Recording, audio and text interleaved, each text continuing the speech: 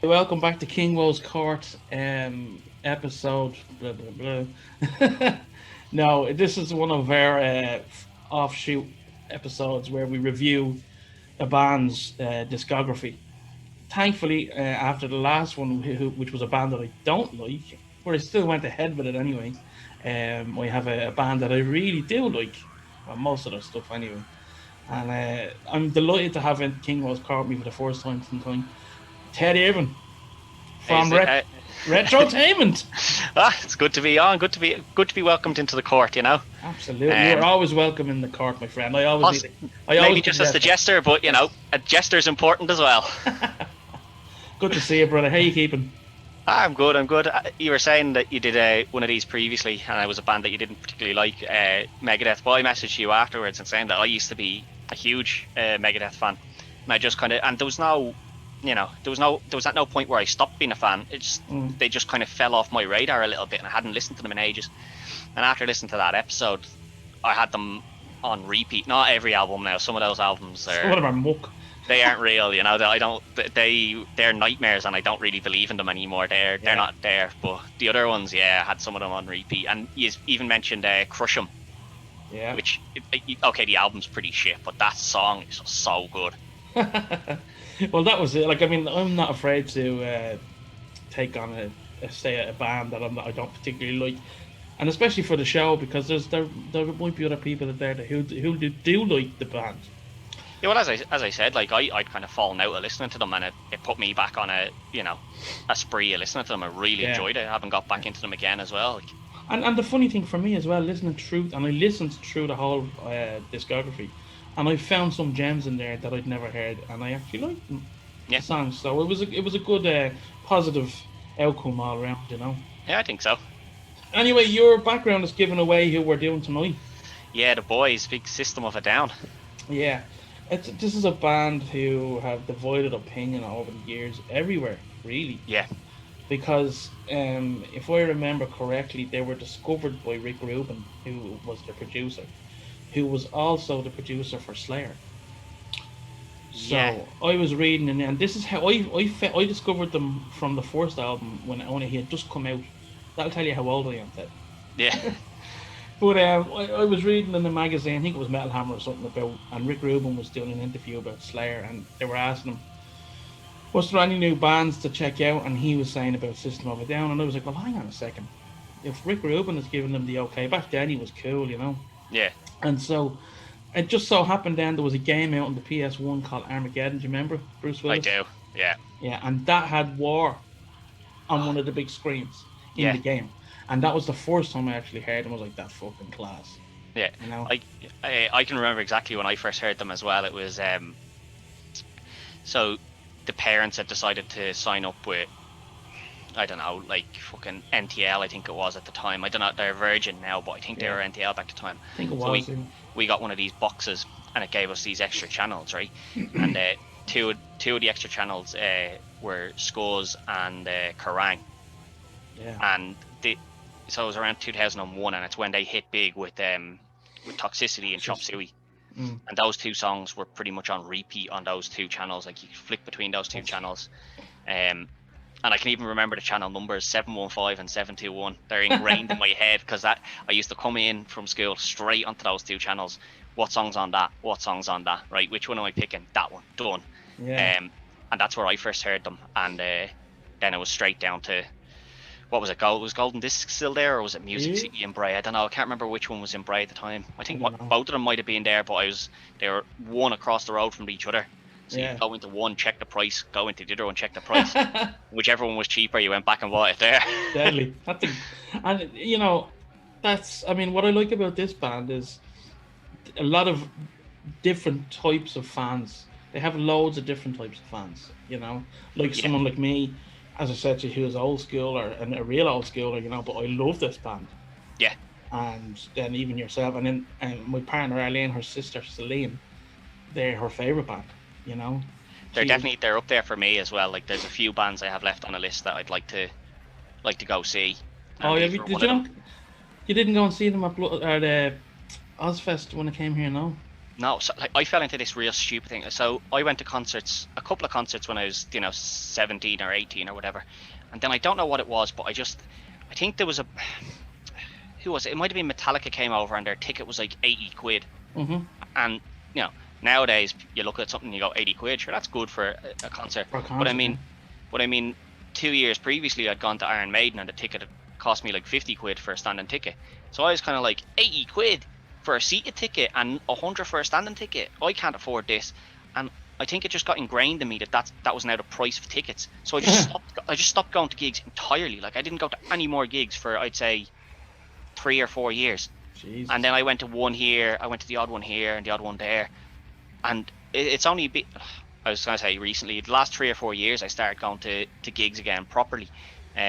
One of the lads that I'm mates with from Bray, I think was it Guns N' Roses possibly, was the one. He was like, I'm going to that. And I said, well, I'm fucking going as well. And then we just started, I've been going to concerts quite frequently up until obviously this whole shit show hit where there was no more concerts. But I had booked to go to Download because these and Offspring were playing. And they're two of my top bands ever. And they're playing here if the all goes well, they're playing here. Yeah, well, I've got the tickets for them, yeah. The second day went on sale. I got the pre-sale ticket for them off 3. Lovely. But, yeah. Not a band I'm into now, I have to say. Yeah. I found a lot of people like that don't really like them. And there's your man's voice wrecks my head. Like. Yeah, see, I like his voice. Now, there's some songs that are very popular that I'm not overly fond of, like Pretty Fly for a White Guy. Like it's funny, but it's not, you know, and everyone talks about it being their best song, and I'm like, it's not even close. I'm like, it might be their most popular, but it's not their best. It's like it's one of their worst, really. Yeah. What's that one? Why Don't You Get a Job? Yeah, exactly. Like I think that those are both the same album as well, and I think that was kind of Sounds like something. I think they tried something new. To try and gain a few more fans in, and thankfully later albums are significantly better again, kind of like Megadeth where they've had a few stinkers in there. But I was all ready to go to I'd kind of given up on festivals. I was like, I don't really like festivals, the whole idea of sleeping out, and you know, it's a bit shit. And then I was like, and I have to travel to England for it. But I was like, System of a Down and Offspring, I was like, I'm in. Yeah. I don't even care who else is playing. Like if I just get to see those two, I'll be a happy man.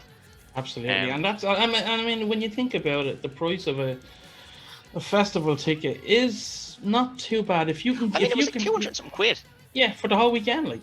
And I mean, like, yes, those are the two bands I wanted to see, but I can't remember who was on the lineup. But there was other bands I was like, yeah, I'll go see that. Like I went to Oxygen years ago, and you know, I went because Rage Against the Machine were playing. That was solely why I went. Rage Against the Machine were playing, and then there was bands like there was just a couple of other bands there, and I was like, oh, actually, I'm into them. The Saw Doctors were there. I'd never go and buy a ticket to Saw Doctors. I like the Saw Doctors, but not enough that I'd go and spend 20 or 30 quid on a ticket. Like, but they were playing, and I was like, deadly, I'll go see the Saw Doctors. Like, and then there was a lot of other bands, you know, that I'd be like, yeah, they're all right, but I wouldn't. That's it. Festivals are, you know, like they're very good for that. Like, yeah, I mean, if you can pick out 10 bands on the festival lineup, that's your money paid off, basically. Oh, even now it's like three or four. Like if you pick 3 big bands, that's your money paid off, because you're talking 80 to 100 quid for a ticket now anyway. So for each band, yeah. Anyway, let's go on back to the matter at hand, which is System of a Down. And like I was saying, yeah, I've listened to these from the first album. They've only got, what, 5 albums? Yeah, it's 5 studio albums, and then I Yeah. think that there's a couple of, like, you know, B-sides and unreleased albums and stuff, but I've never listened No, me to them. either. I might have heard the odd song, but I've never sat down and listened to a full unreleased album. So for this exercise, as if you've seen the Megadeth episode, we go through the discography that's released. Yeah. So it's not going to be a long episode, to be honest with you. It's only 5 albums, like, so. Yeah. But we're gonna, and then I give it a mark out of 10, and it's just my opinion. Yeah. And then you give your mark as well, and we'll just pick a couple of tracks that we like. Yeah. And if there's any special meanings for the albums, even better, So, System are of Armenian and American descent, which we all know of. And, of course, they're very political, aren't they? They are in their later albums. I think the first album isn't overly political. No, and I think that's... We'll get into the first album in a couple of minutes. I could talk for hours about that album, but I won't. Yeah. But, yeah, I think they got a lot more political, and it was, I think they might have moved to the States after the first album. I think they might have still been in Armenia for the first album, or have just moved to the States. They could have just moved there, but it was in '94 when they got together in California, when they started the band anyway. So okay, yeah, so maybe, but like by the time you get to 2001 Toxicity, the political side has started to seep in, and then it's gotten more and more as they've gone along. Yeah. So they started off initially as Soil, which was their first name. Soil. Believe it or not. There is a band called Soil as well, though, isn't there? There is. Yeah. So I don't know whether that had anything to do with them changing the name. I didn't delve that far into Neither did I, but that's a little bit of information there. Oh, by the way, before we pause on this, I forgot to apologize to you for your Predator episode. I don't know if you saw. One of my friends commented that I made. Oh, beefy. It was the beef. Yeah, the beef. I see. I made that mistake, like, and I knew that.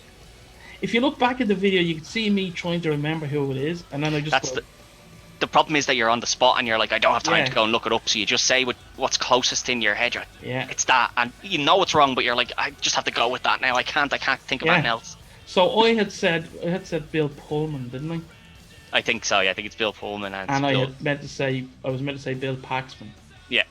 So I apologise. So for anyone who used that bit of trivia knowledge, blame me, and got it wrong, sorry. My fault, but I don't normally get shit like that wrong, but it was just a case of I kind of got tongue twisted, Yeah, well, happens, man. It happens to the best of us. Anyway, so we're gonna start with the first album, which is self-titled, System of a Down, and of course it's that cool cover with the big hand. Yeah, it's a great starting cover. Yeah. Yeah, I love it. I mean, I got that album, like I said, on the strength of Rick Rubin big up in this band, and I actually think Slayer even said something about them. Like, that doesn't mean I'm gonna just blindly go because Slayer like them or whatever. No, but if a band you like mentions another band, you tend to check them out at the very least. Yeah, and doesn't mean you like them, but the thing about that, those in those days, which was '98, there was no Spotify or there was none of that kind of stuff where you could listen to the tracks before you bought them. Really. No, you had to buy them. Yeah, so I went in and bought it, and and I never looked. It's one of my. It would probably be in my top 20 albums ever. I don't think I ever bought that album. I definitely bought the second. I think I bought the second. No, I stole the third one. I bought the second one, and then one of the other boys bought the first one, and that's how you worked back then, Yeah. Oh yeah. 12 quid or whatever it was. I don't know, 20 quid maybe. But you each bought one and swapped it, and then you just stuck it into the PC, into the computer, and just put it onto a blank disc. that was the way to do it. Like, I didn't have the money to be buying every album I wanted, so if somebody else had it, I'd give them something they wanted. Tape trade. That's enterprising. That's what that is. Yeah. Yeah. So, I think they would have been okay with it. Well, considering what they said on the third album, which we will get to in a while. Yeah. So yeah, we had the self-titled album, and I have my little page here that I always read off. Of course, I class it as an amazing debut. It's almost flawless in my opinion as a debut album. There's energy, there's heaviness, Serge's vocals are kind of weird, but very, very melodic. He's a very distinct Ah. vocal, isn't he, as well? Like, if you hear Serge singing, you know it's him. Like, it's definitely not somebody else. I love though there was a certain type of quirkiness on that album. There really, really was, and they were able to merge that with the heaviness. Yeah. You know? The opening track for it, the first kind of guitar riff you get out of the first track. Yeah. Amazing. Like that. Sweet Pea, wasn't it? Sweet Pea, yeah, and it just drags you straight into the album because you're like, okay, smanging. this is what we've got. This is what we've got. Okay, here we go. Yeah, yeah, and that's it. Like, I mean, I was really excited when I heard that album. I was like, this is fucking deadly. Like, and because, like, I love anyone that can sing. Yeah. And this pertains even to my own music. Like, so, like some of 2000 stuff is really heavy, but I'm still singing through it. And so if someone is singing to what they're doing, I love it even more. Then, you know, I think it's better than a growl or a pig squeal or something like that. You know. Oh, he's got serious vocals on him. All right, yeah. Some serious range out of him. So in terms of standout tracks for me, there was Sweet Pea, No, you know that one? Yeah. Again, I had a handwritten wrote these. I normally put them on the iPad. I had Sugar and Spiders, of course, and War and People. Yeah, People. Yeah. I actually have quite a lot of like that's pretty much the whole album we're gonna name here, but D Devil. I love D Devil. Just the lyrics in it and stuff are amazing, and Pluck as well. I think it's just the guitar in Pluck. Yeah. I just love the way it plays through. Like, there's, as you say, as a start out album, I don't think there's any song on this I'd pick out and go, if you put that on, I'd skip it. I don't think there is. Like, I'd happily sit there and just listen to the album. Yeah, I mean, I would. It's very, very, very rare for me to give an album a 10 out of 10. I gave the debut album 9 out of 10. I'd be about the same as you. I'd say 9 out of 10. Yeah. I think there's enough there for repeat listens, and like I said, at the time it was different. It was quirky. It was heavy as fuck, like, you know. And it was speed it starts as well. Like that first, like as a Sweet Pea, just the speed it comes in with, like it's. Yeah. But it's not just like just guitar, like just do. It's not that. It's got its own weird kind of melody to it as well, which is just amazing. There's some amazing musicians, like. Yeah. They really, really are, and of course you're thinking, how the fuck are they gonna follow that up? And this next album is the one that absolutely shot them into space. Yeah. Do you want to lead with that one?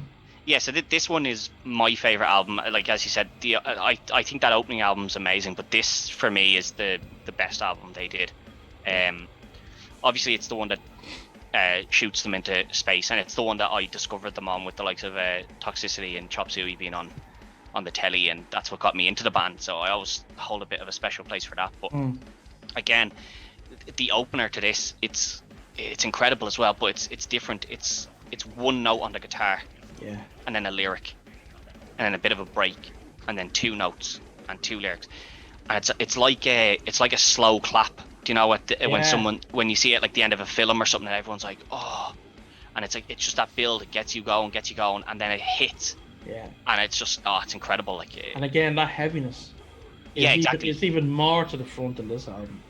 Yeah, this one's I think a bit heavier on certain songs, but then you have songs like Toxicity, which are really heavy until you get to the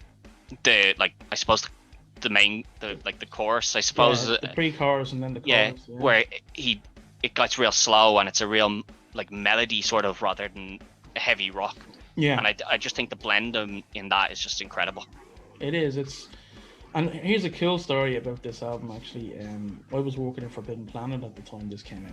Oh, nice. Yeah, and so like myself and my mate, we went on our lunch break to get it from, it was HMV or something, and of course, like this was there was 2 albums that actually put an end to us actually being allowed to play music in there. Slayer's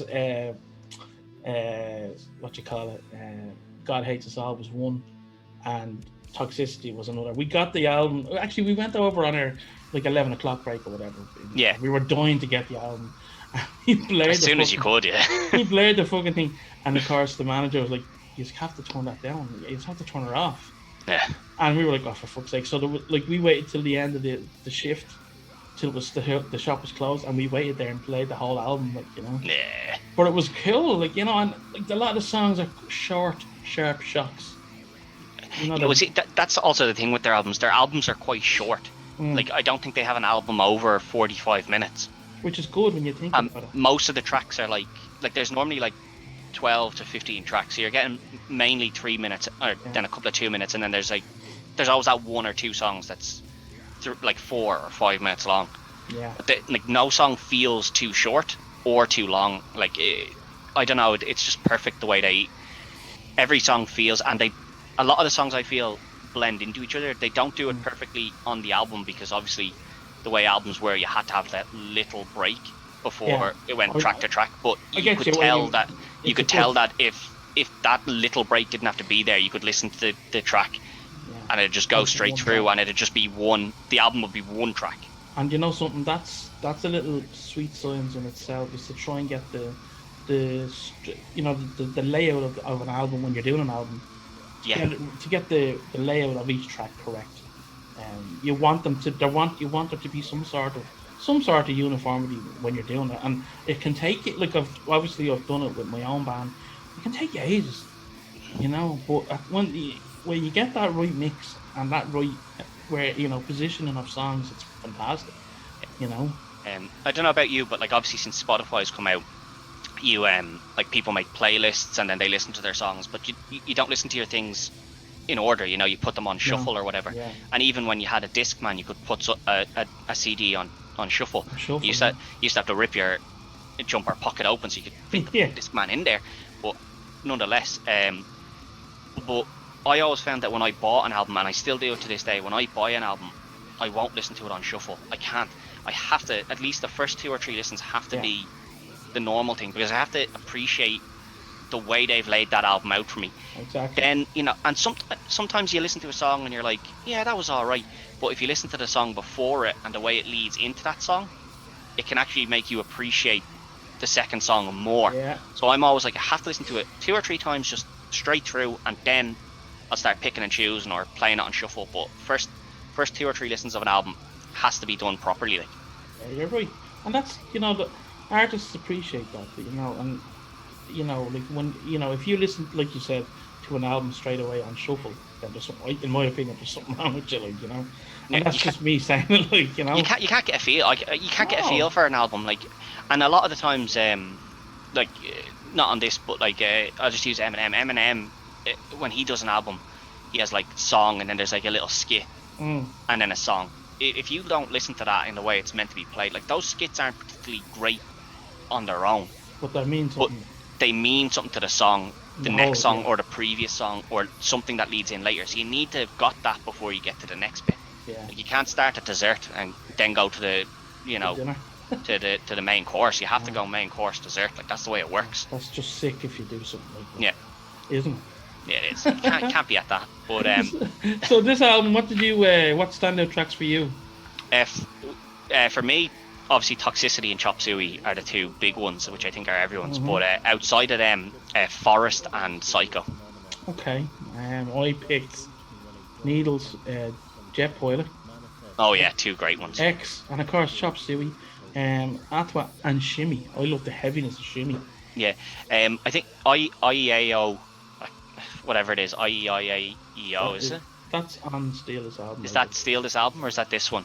Steel's album. So. Yeah, well, that's one I like as well, but it's not great. Like, I'll just jump ahead to that one, Dan. It's not a great song, but it's the way he's able to, like, he gets the words out so quickly, and like, I know it's pre-recorded, but like, you still have to be able to do it. Oh, absolutely. And you know, like, it's the rapid fire shootout. It just shows his vocal range. But he has a very good delivery technique. It's flawless almost, you know.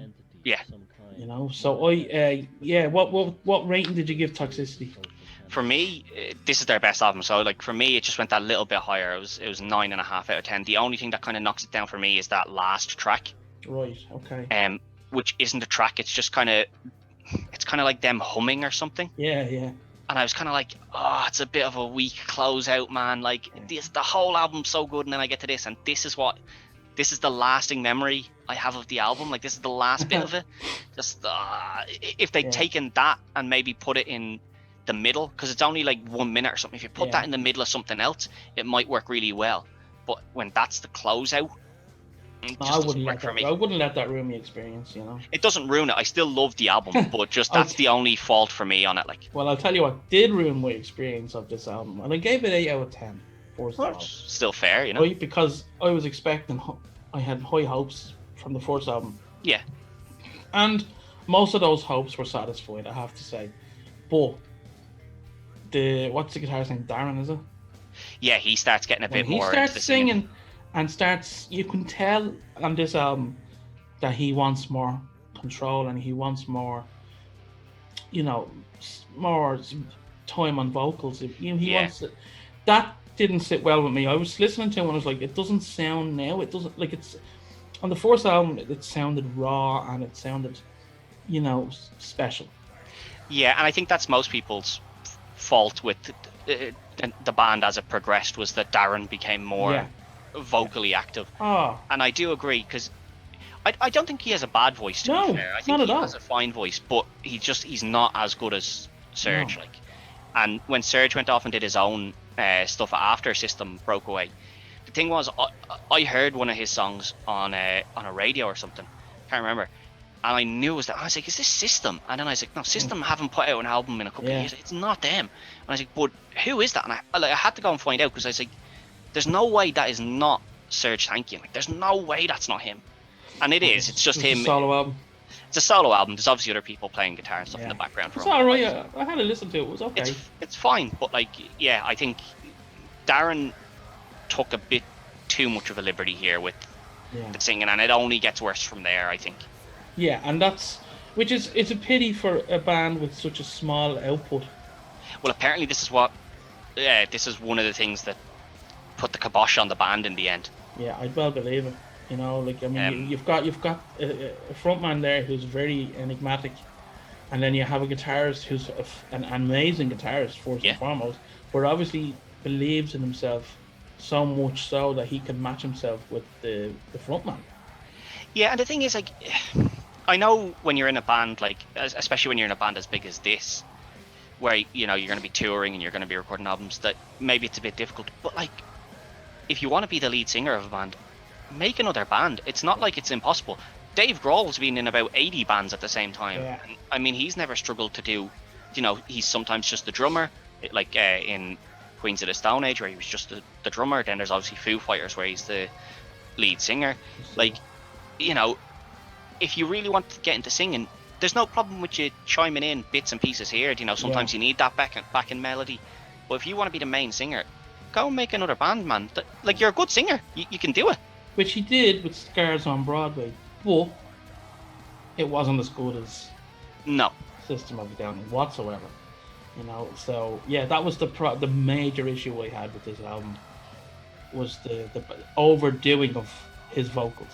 Yeah, and I think he takes a small step back coming into Steal this album. He actually takes a little bit of a step back, which is why a lot of people would, as you were saying, like, your favorite album is the first one, then Steal this album, then Toxicity. For me, it's Toxicity, System of a Down, and then Steal this album.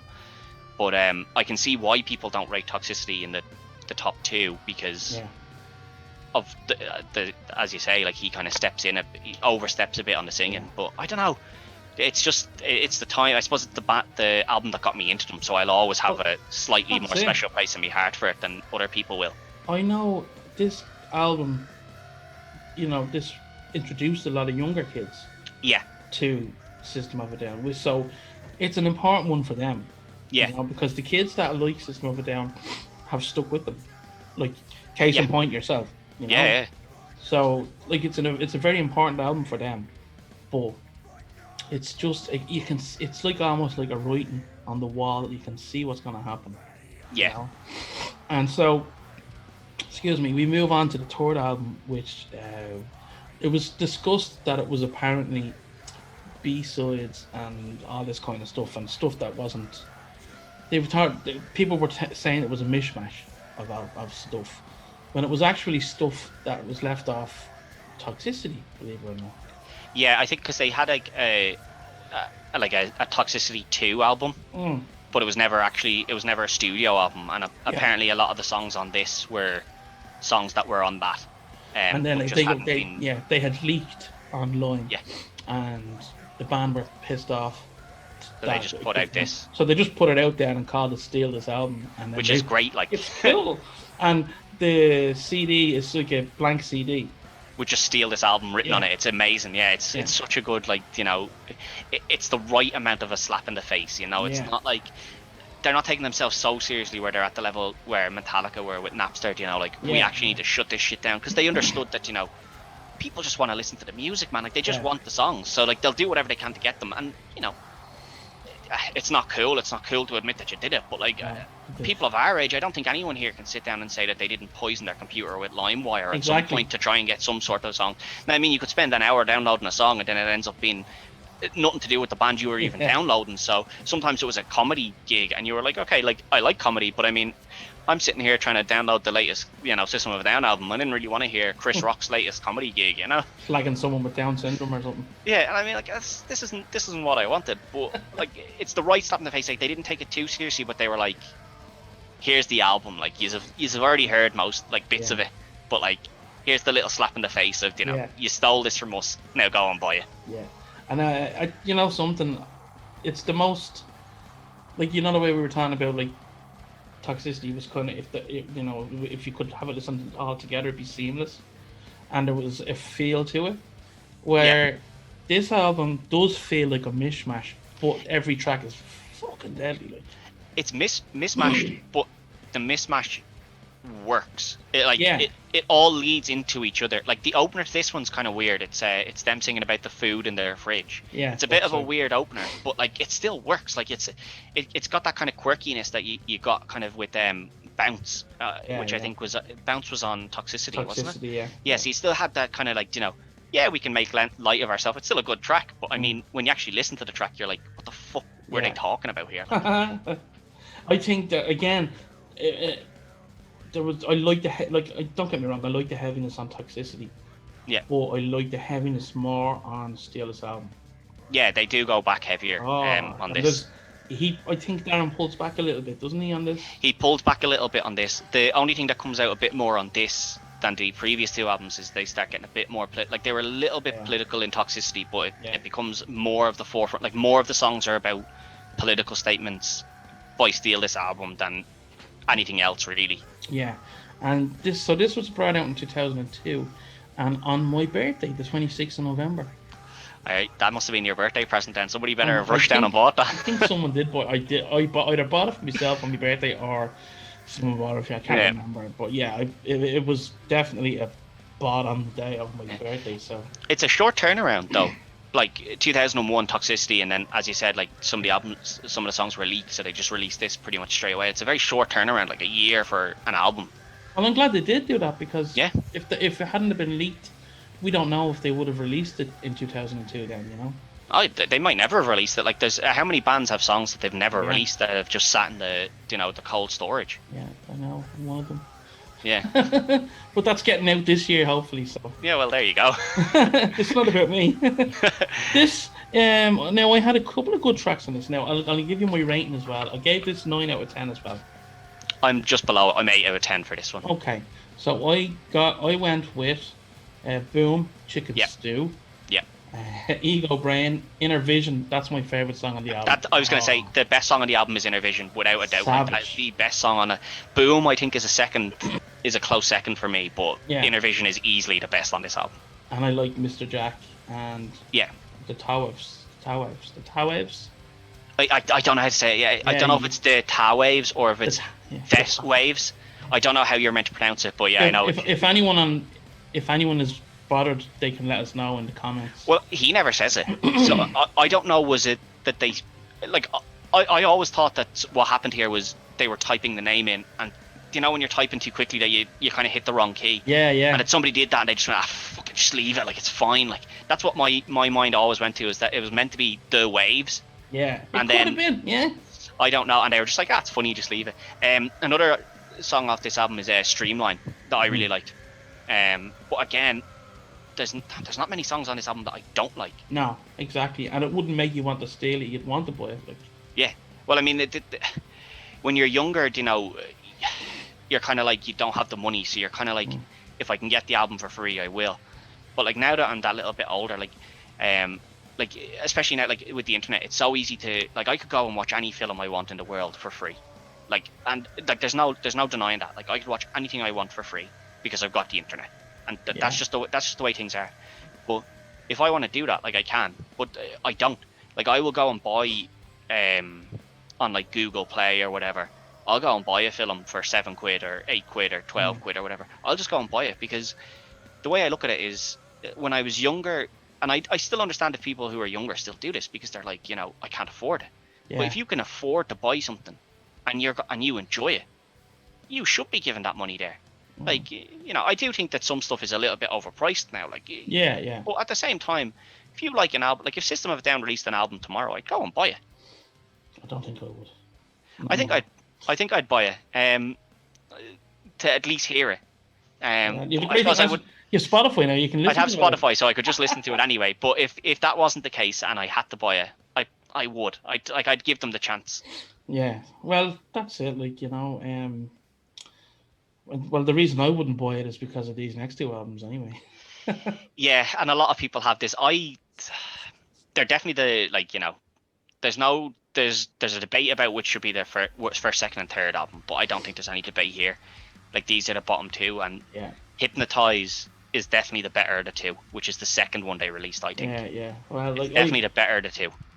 You know something? I remember like that again, buying them. I bought them. Like, I bought them both straight away. Yeah. And I was just like, what am I have to buy? Yeah. It's Darren just takes over. He just takes over way too much here. He becomes way too much of the. It's nearly 60-40. Like, there's less Serge singing on this than there is Darren, I think. Oh, it's not a nice experience. No. So let me see what I picked on the albums. They were brought out first of all, they were brought out in 2005. 2005 and then 6, I think, wasn't it? One was at like the start, and then at the end of 2005, and then the other one was the start of 2006. So it was only a couple of months, but like, because I think they were recorded as a double album, like what Guns N' Roses usually. Yeah, I think Serge knew here. I think he was like, I'm done. Like, there's been you're taking over way too much here, man, and I'm done with this. Such a shame, really. Yeah, this is a band that should have 10 albums easily. Yeah. But you know something? I get the impression that a lot of the Toxicity crowd like these albums. I don't hate these albums, but I definitely understand why other people don't. It's like, and as I said, there's nothing against Darren. Like, he's always written songs for them, and he does have a good voice. Yeah. But just the band is, the front man is Serge. Yeah. And you need to maintain that unless Serge walks away, and he didn't walk away. Yeah. He was forced away. It's such a shame, because they were building this fantastic sound, you know, they really were. Yeah. And then, I don't know, I can't even, like, I mean, I rated both albums 4 out of 10. I have Mesmerize as 5, and that and Hypnotize as 6, and that is solely, as like I said to you before, like, I just remember these albums, and these albums came out when I was kind of in 4th year. Yeah. So like that, I had a stupid amount of free time, so I was basically just hanging around with my mates. Yeah. You know, I wasn't, you know, I was going to school, but I mean, in school I was doing, I think we did Spanish for the year, and I learned how to say egg in Spanish. That's it. That's the only word. And I didn't know. I don't particularly order eggs when I go somewhere. So knowing the word for egg was useless. Not really important. And that's it. Like, that's all I learned. And it's because the Spanish for egg is huevo, and it sounded funny, and that stuck with me. Other than that, we kind of just hung around. And then you were let go early, and then I'd just go. And I used to hang around in the bowling alley in Bray. Like, that's all I used to do. I used to hang around in the Quasar, which I then ended up working in. And the owner there, he was a big System fan as well, so when the albums came out, he had them, and we just listened to them and just have them on there and stuff. So like, there's memories there for me. Of course, yeah. that probably prop up these albums a little bit more than they should. But there's nothing wrong with that though. yeah, You know? like, but the weird thing is, like, when Mesmerize came out first, and it has like a slow, like all the other ones had like kind of a fast or. Well, Toxicity has a slow build in, but it's still a fast one. It's The first track on that, yeah, the first track on this is quite slow, but then it leads into BYOB, which I think like that's a cracking song. Like, it's a great song. It is a absolutely great brilliant song, and the slow lead in and then hitting really hard with BYOB. I was like, okay, because when I first heard it, I was like, okay, here we go. Yeah, like this, yeah. I was like, this is a bit of a weird opening, and then BYOB hit, and I was like, okay, I'm in. Like this is gonna be a deadly album, deadly, and then it's kind of. BYOB was the highlight of the album. Like I like Cigaro and Cigaro's good. Radio Video. I like that, even though it's very much a Darren song. It is. Sounds like one anyway. I like Question. Yeah, it's okay. It's okay, but I mean, like I say, I like it when you're looking at this album. BYOB is the track, and like BYOB is potentially the biggest track these ever did. Oh, I'd say maybe Chop Suey. I think BYOB is more well known than Chop Suey at this point. I think BYOB, because of the time it came out and how you know, anti-American it was, and those being the sentiments of, you know, the world. well, not just the world, but like a lot of Americans. This is around the time of George Bush Jr.'s second term, and there was a lot of talk about war, and this was real, you know. Why did they always send the poor? Like, this had a real strong political message to it. And I think it became an anthem. Yeah. You know, similar to Green Day's American Idiot, this became like an anthem. And whether it's their best song or not, I think it's their biggest one. Yeah. I think it might have ended up just becoming their biggest one. It's definitely the biggest song on this album. On this album by a mile, yeah. Like, this could have been on any of the other albums as well, and it would have still been a standout track, I think. And then on Hypnotize, I picked the title track. Attack. No, the title track. Hypnotize is a great song, but Attack is the first song in. Again, it's aggressive. So I thought, again, I was kind of lulled in. I was like, an aggressive open. Here we go. I remember being totally uninspired listening to this album. There's a couple of tracks I like on it, as you say, Hypnotize itself. I like Attack because it was an aggressive opening. It was a Stealing Society. Stealing Society is one I have down as well, and there's one, and it is quite heavy, Darren, but Holy Mountain. Oh yeah. It's kind of, it's very melodramatic, I suppose is the best way to describe it. I really liked that because it was something different from them. But like, that's why I think like this one I think has more standout tracks than Mesmerize did, but I just see them as one and the same. They're very similar. Like, you could take most of the tracks off one of these albums and put it onto the other album, and it would kind of fit in. They're both very, very heavily influenced by Darren's singing. Yeah, which again, it's not bad, but it's just, I want more Surge. I want more Surge in my songs. Like, I want more aggressive, angry Surge in my songs. Yeah. Which is why BYOB is so great, because he takes the main. Yeah. And although Darren does kick in, he's the backing vocalist. And it works when he knows his place. It works really well. Yeah, but his place is the backing vocalist. You're meant to come in just to give a slightly different sound at different times. Yeah. But you can't be the main man. Like, you can't. Exactly. But sure, look, it is what it is. And then they broke up. They broke up, and then they've recently, as I said, they were going to play Download, which I think they've done a couple of times now. They've actually played Download, but they just get together and just kind of play a couple of gigs, and then they released two songs there recently. On the back of as you said at the start, they're Armenian American, and there was a war, wasn't there, or something? Troubles in Armenia at the moment, and they released two tracks about one of them's called like humanized genocide or something like that. It's just, they're two tracks that are, they were done, no album released, and all the money that they made from those two songs was sent directly to an aid foundation for the Armenian, which is admirable, of course. Which is, I understand, like, this is where they're from. I don't know if they're all from Armenia, but like the main, like, they are an Armenian band, so I understand them saying, like, this is our home country, and we want to do what we can to help. So we haven't released an album in 2006, so we're talking 2020. Yeah. I think that came out. So you're talking 14 years, and they're like, we'll release 2 new tracks, That's it. and this is it. Yeah. And it might actually have been 2000. It might actually have been this year, 2000. So it might have been 15 years. And you're just thinking, there you go. Like, that's something for the fans. I don't think they'll play them when they play concerts. I think they were released just for the, and they're not bad. Like they're nice enough songs. Like, well, not nice, but like nice. they're back to kind of their older self. Like, there's more surge on this song than there is. But Darren has come out and said that he wrote both of these songs. Right. Well, maybe he copped on and realised his place. Yeah, well, he sings in them, but it's definitely not as much. Yeah, but like, that's the thing. You don't mind him singing, but when he sings in the right places, like, you know. Yeah, just know your spot, like. Exactly, and you have to do that, you know. But there you go.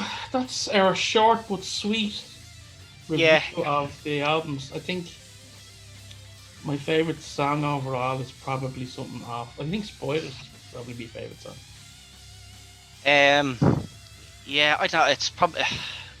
It's probably BYOB for me. I think I just at the time, there's both the memory of it and then like when it came out, what I was doing at the time, and the political bit to me, like, it's of sort of importance, but it's the fact that it was just so heavy and it was just such a standout track. Yeah, it's probably that. If it's not that, it's I don't know. I always loved Bounce. Like, it's definitely not their best song, but I always loved it as a track. Good track. It's definitely, like, I'd never say it's my favorite track because it's not. But, but it's good, I enjoy it. Inner Vision's probably up there as well, though. I love that song. Oh. Yeah. Tell me what's going on with Retrotainment, bro. Tell the court what's going on. Yeah, so our latest episode was obviously with yourself for looking back on Predator, a dangerous man. Don't mess with him. And from there, we've decided that we're going to take a look. Disney Plus obviously has uploaded a load of films, and one of them was Con Air. So that's our next episode coming up is Con Air, which if anyone doesn't know, it's a Nick Cage at his best. Oh god! And do you know what? I only saw that fully for the first time a few months ago. Yeah, it's incredible. Like, he's a prisoner for manslaughter, right? Like that's basically the start. He's a prisoner that went down for manslaughter, and he's getting released. But when he gets released, he's put on this prison, on this plane that's transporting like the worst of the worst prisoners, and the prisoners basically take over the plane. That's the plot line to this film. It's incredible. Well, we'll leave that for your show because. Yeah, I don't want to give away too much. No, because then we'll start a Retrotainment episode right now. We'll just end up recording it, yeah, and Greg won't be too happy because I'll have kiboshed him out. But So you are one of the shows on our podcast network, and it's, you know, I think everyone does fantastic shows, you know, but yeah, very different shows as well. Everyone is different. It's great.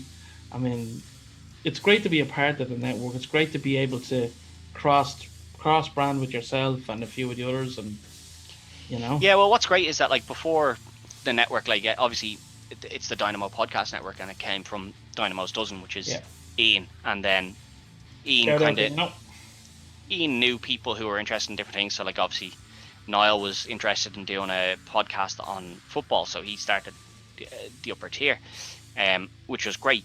But then when you look at everyone else on it, like, we're pretty much all football fans as well. Yeah. And then we're all wrestling fans, and you know, I don't think there's anyone in the world who's not a music fan. Now, whether they're a metal music fan or not, it doesn't matter. Like, and then if they're Irish metal, that's even more niche.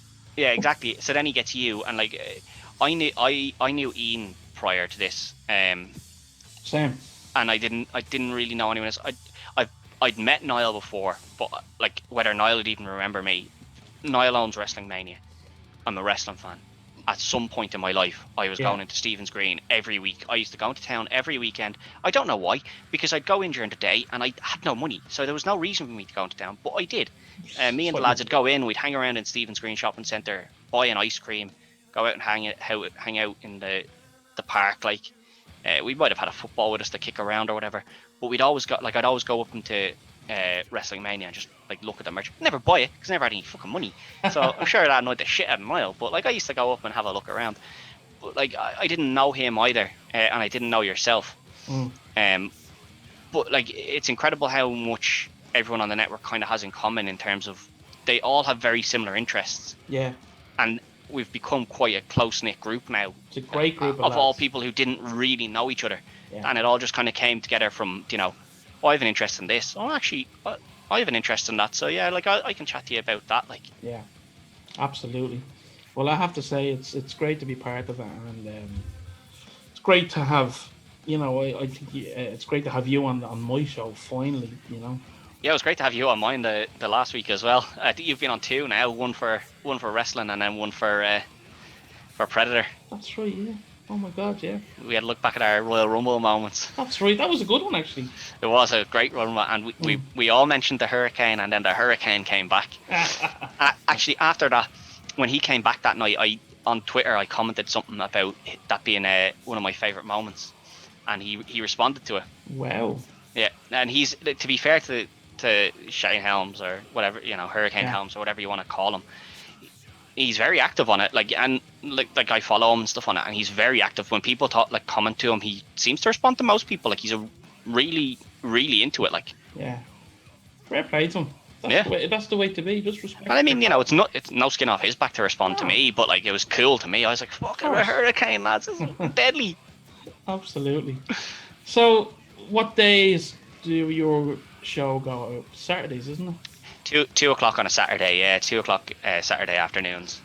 Awesome. We were doing Mondays, but just it was a bit crowded on a Monday, and too easy to get lost in the shuffle. So said we'll move to the Saturdays. It kind of suits Greg a bit as well. Greg works nights, so it kind of suited him to have an extra day or to give us a week to get something done before release. So awesome.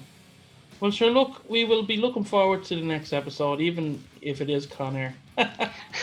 Con Air. Well, there's a couple of ones in the back on the burner as well there now. Yeah. So Con Air, I think, is the next one, but the one after that, I think, is one you'll be interested in. I'll let you know off air. Don't want to give away too many trade secrets yet. Okay. Well, sure. Look, of course, I'll be sharing the show.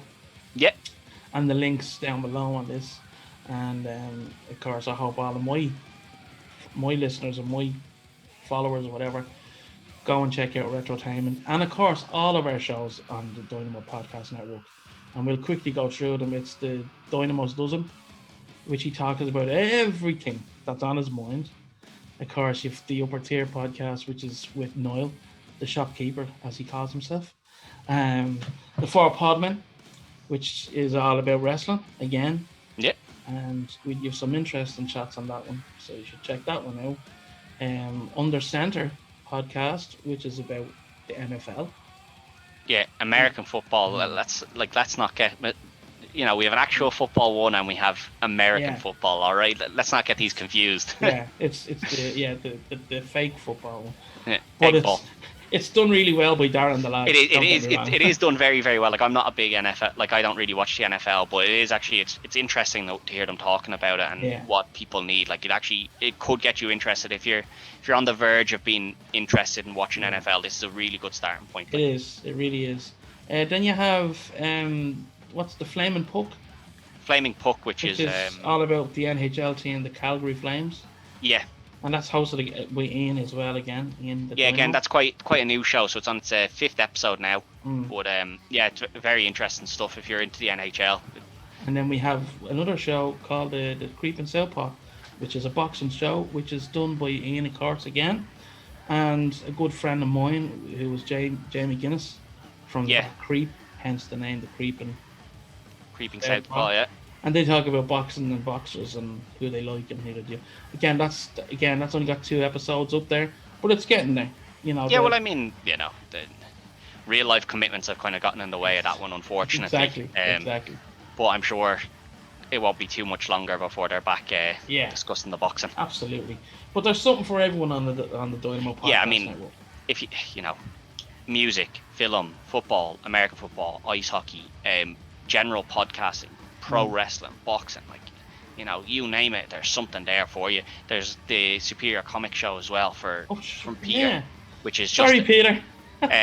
It's called the Superior Comic Show, but I mean, it's not just comic. Like, there is a lot of discussion about comics, but I mean, he puts out short videos about the likes of when WandaVision was on. He was talking about the people from that, and you know, all these Marvel, like basically anything comic related. He's His latest episode was done with one of the lads from Big Bang Comics, which is Yeah. a fantastic show, and it's a great episode as well. So yeah, just outside Dundrum. Obviously, you can't go in at the moment, but that's where it is. They're still open for business, and yeah, you can do online orders and stuff like that.